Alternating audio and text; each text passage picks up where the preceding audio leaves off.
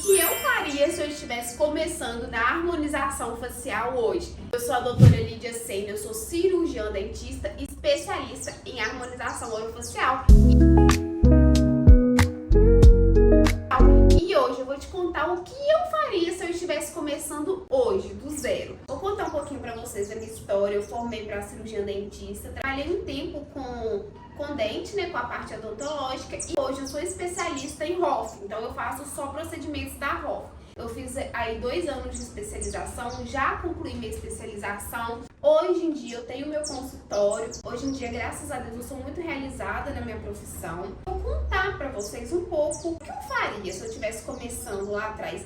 Eu acho, pra ser bem sincero com vocês, eu errei em poucas coisas nesse começo. Eu não acho que eu tenha errado tanto, sabe? Mas eu vou contar pra vocês o que eu errei, o que eu acertei e como vocês podem fazer pra não errar e dicas pra vocês já começarem acertando também. Bom, qualquer início de profissão é muito complicado. Acho que não tem uma profissão que tá saturada, uma profissão que tá difícil. Eu acho que que hoje em dia a rede social é nosso maior portal de divulgação. Não tem como. Eu não consigo pensar hoje, a não ser que você trabalhe para alguém, alguma profissão que você não tenha que usar as redes sociais para conseguir divulgar o seu serviço.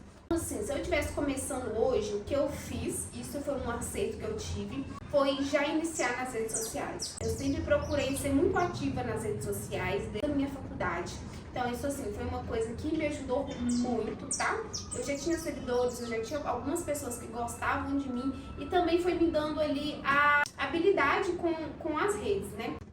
Uma outra questão também é o que eu faria se eu estivesse começando hoje.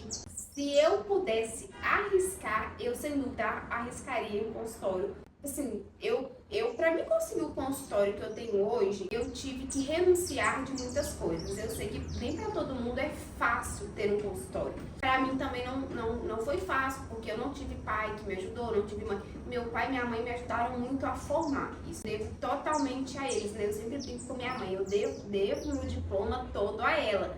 Mas, depois que eu formei, eu sempre soube que se eu precisasse de alguma coisa, eles estariam ali. Mas também dentro do alcance deles. E meu pai, depois que eu formei, ele não tinha condição de me dar um consultório, né? E aí, apareceu a oportunidade de eu ter uma sócia. Eu fui sócia dessa pessoa por 6 meses. Depois acabou que a sociedade não estava dando mais certo. Eu apareceu a oportunidade de comprar. Confesso pra vocês que no início o medo foi muito grande. O medo, gente, ele é inevitável, tá? E se você for tomar alguma decisão e você não sentir medo, você não sentir frio na barriga, pode sair daquilo ali, que aquilo ali não é pra você. Tudo que a gente quer muito, tudo que a gente almeja muito dá medo. A barriga dói.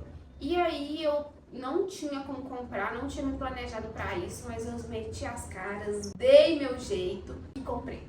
Comprei, assim, foi uma das melhores coisas, mas o que eu pensei antes de comprar? Eu consigo pagar o aluguel? Quantos pacientes eu preciso para pagar esse aluguel? A minha sala hoje em dia não tem um custo muito alto, eu preciso de um paciente para pagar o aluguel e outro paciente que eu consiga pagar conta de luz, condomínio, internet. Então eu falei, olha, eu preciso de 2 pacientes para manter essa sala em pé, se eu consigo. Eu sempre fui fazendo meus cálculos assim, depois eu quis uma secretária, eu preciso de um paciente de sei lá o que para pagar uma secretária. Foi assim, aos pouquinhos, mas eu renunciei de muita coisa, eu renunciei de viagens, eu renunciei de às vezes estar em momentos com família, com amigos, porque eu tinha um objetivo bem maior. Se é uma coisa que você quer mesmo, aprenda a renunciar, aprenda a ir atrás. É muito difícil, eu não vou falar com vocês que é fácil, é extremamente difícil. Mas eu sempre brinco, é o difícil mais gostoso da minha vida. Eu aprendi a lidar com esse difícil, então pra mim já não é difícil mais. Uma outra dica que eu dou pra vocês, tenham movimento, sabe? Estejam sempre em movimento, não espere que o paciente vai cair do céu, porque não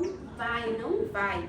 Então assim, estejam sempre em movimento, levante, saia de casa, posta no Instagram, nem que você fique no seu consultório sem atender, esteja movimentando, esteja trabalhando, esteja tendo ideias, isso é essencial. Eu só comecei a ter muito paciente quando eu tive a obrigação de todos os dias sair da minha casa e vir trabalhar. Então hoje eu trabalho de 10 às 6, de 9 às 6, de às 7 da noite, às 8 da noite, não importa. Mas eu sempre estou aqui, de segunda a sexta, às vezes sábado também.